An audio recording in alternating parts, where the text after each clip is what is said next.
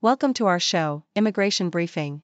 Today, we dive into the bustling world of political campaigns, where candidates are spending big bucks on ads to capture the attention of voters.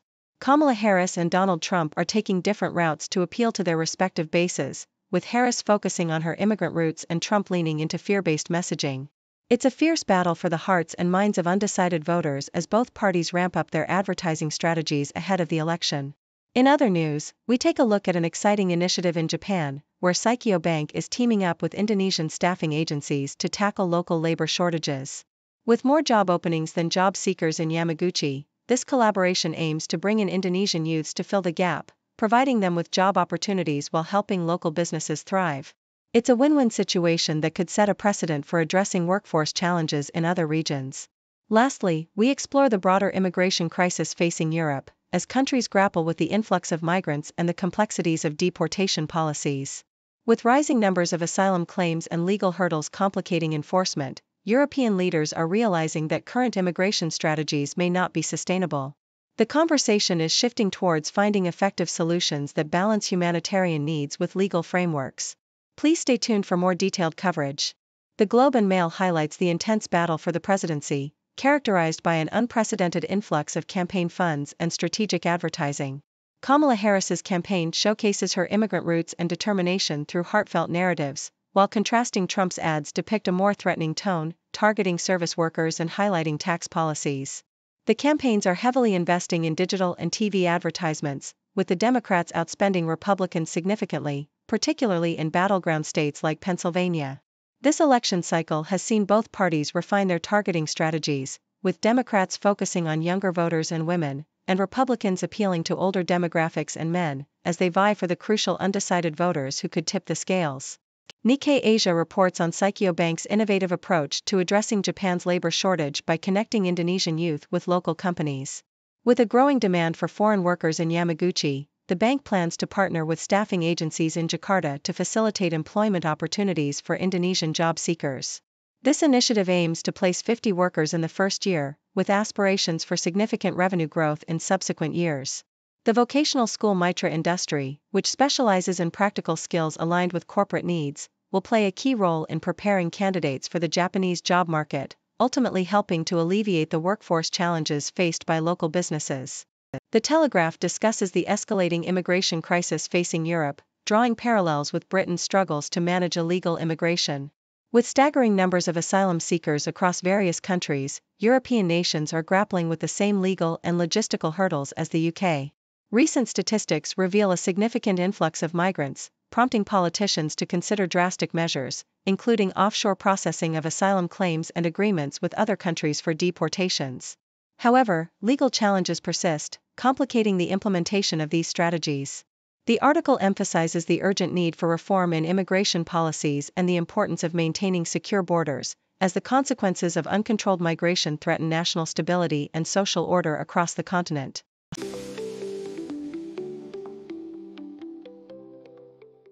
Australian Broadcasting Corporation reports on the growing concerns in the agriculture, hospitality, and tourism sectors regarding potential changes to the Working Holiday Maker (WHM) visa regulations. The current visa system, which requires backpackers to complete specified work in remote areas to extend their stay, is under review, with fears that removing these requirements could lead to a significant loss of labor in regional economies.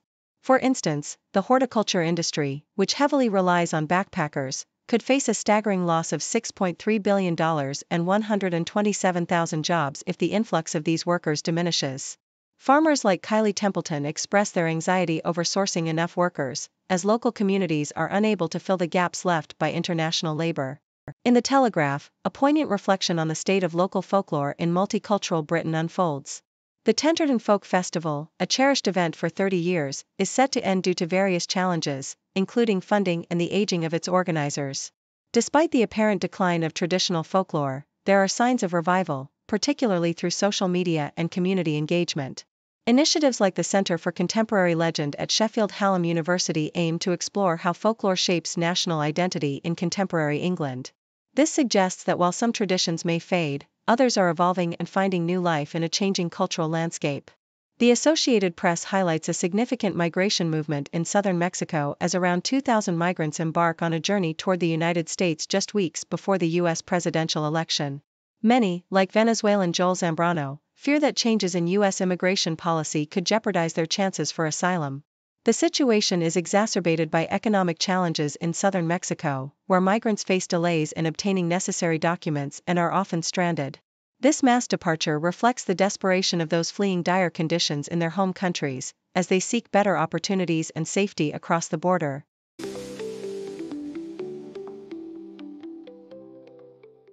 Telegraph reports that white Britons are experiencing higher mortality rates than ethnic minorities, primarily due to lifestyle choices such as smoking and drinking.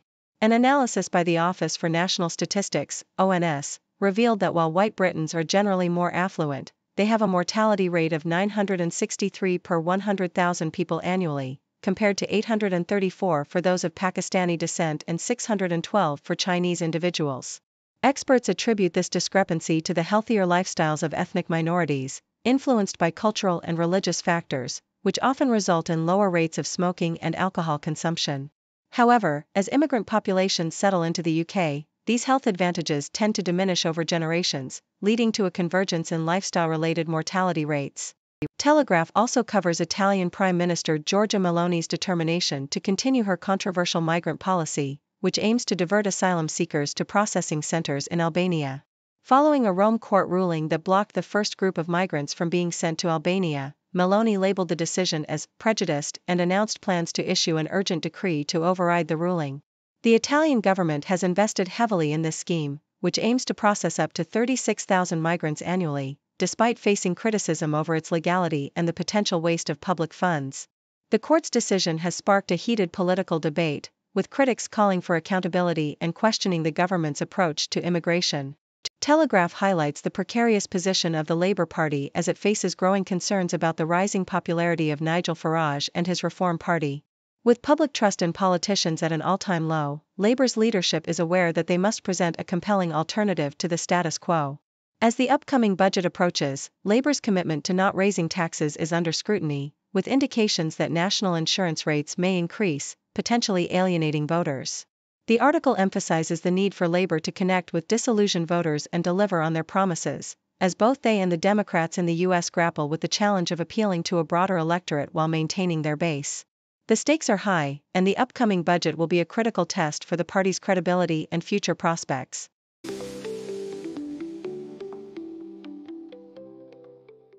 South China Morning Post highlights the precarious position of Vice President Kamala Harris as she faces the looming threat of Donald Trump in the upcoming election. Initially, Harris was seen as the perfect antidote to Biden's perceived weaknesses, capturing the attention of the Democratic base and even leading in polls. However, recent trends show her lead dwindling, with Trump gaining momentum in battleground states. The article emphasizes that Harris must adopt a more aggressive stance against Trump, particularly on economic issues where his record is vulnerable. The current passive approach, likened to a Ming vase strategy, is failing, and Harris needs to establish her own political identity while directly confronting Trump's narratives. Yahoo US brings attention to the revitalization of Charleroi, Pennsylvania, which has seen a surge in its population due to an influx of Haitian immigrants. This once declining town is experiencing a renaissance as new residents contribute to local businesses and community life. However, the growing immigrant population has also attracted political scrutiny and backlash, particularly from figures like Donald Trump, who mischaracterized the situation to fuel anti-immigrant sentiments. Despite some local ambivalence towards immigration, many residents recognize the positive impact of newcomers on the economy and community spirit. Local initiatives are underway to support the integration of immigrants, reflecting a complex but hopeful narrative in the face of divisive political rhetoric. Australian Broadcasting Corporation discusses the pressing issue of Australia's declining fertility rates and the implications for the country's future population. With rates at historic lows, experts warn that Australia may face significant economic challenges if the trend continues without immigration. The article references a global study indicating a demographic divide, where low fertility nations struggle with aging populations while some high fertility countries face other pressing issues.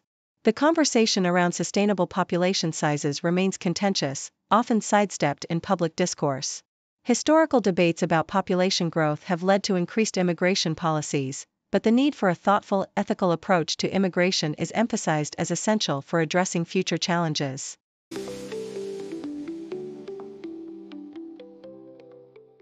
Australian Broadcasting Corporation. As Australia approaches a population of 30 million, the journey to this milestone is deeply rooted in a complex history of migration, births, and deaths. The recent surge of 615,300 people in a year highlights the significant role of immigration, accounting for 83% of this growth.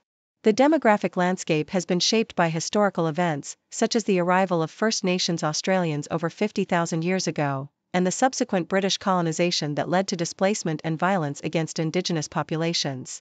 The story of modern Australia is intertwined with the challenges and triumphs of its diverse communities, as the nation grapples with issues like economic downturns, climate change, and social inequalities.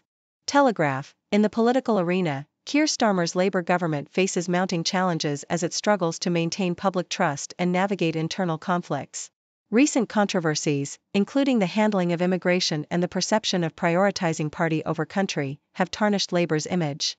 With growing dissatisfaction among the public regarding proposed policies that appear to penalise working individuals while accommodating illegal migrants, the party's leadership is under scrutiny. Critics argue that Labour's agenda is increasingly disconnected from the needs of ordinary citizens, raising questions about its ability to effectively govern and represent the interests of the populace. Telegraph. Amidst the leadership contest within the Conservative Party, Kemi Badenoch emerges as a candidate who emphasizes the importance of addressing broader economic issues beyond immigration. Her focus on entrepreneurship, innovation, and the need to reduce bureaucratic constraints resonates with those concerned about the sluggishness of the UK economy. Badenoch's vision seeks to challenge the status quo, advocating for a shift away from low-quality education and excessive regulation. As the Conservative Party seeks to regain voter trust after recent electoral setbacks, the call for a leader who can champion free enterprise and market-driven solutions becomes increasingly pertinent for the future prosperity of the nation.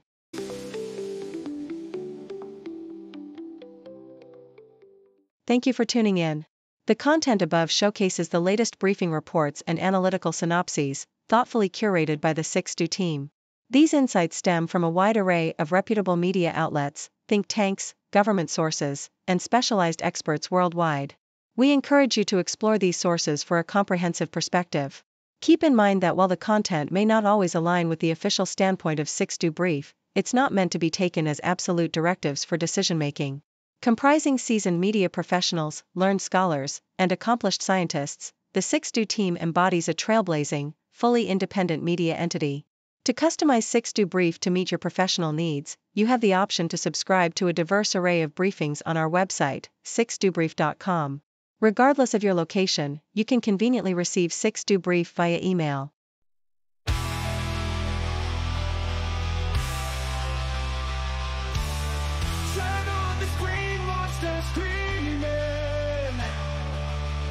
Empty smiles, their words misleading. Power games in darkened rooms. Spin their lies to seal our doom. Oh, oh, oh, oh. Turn on the screen, monsters screaming. Empty smiles, their words misleading.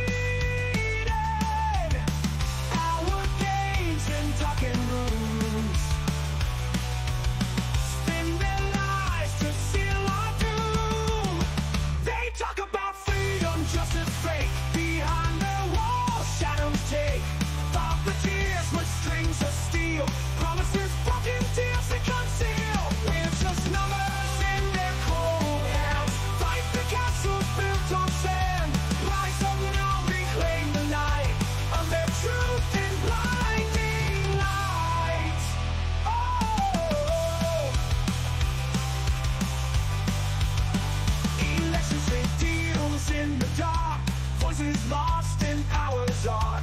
Leaders laugh while we cry. Change the rules.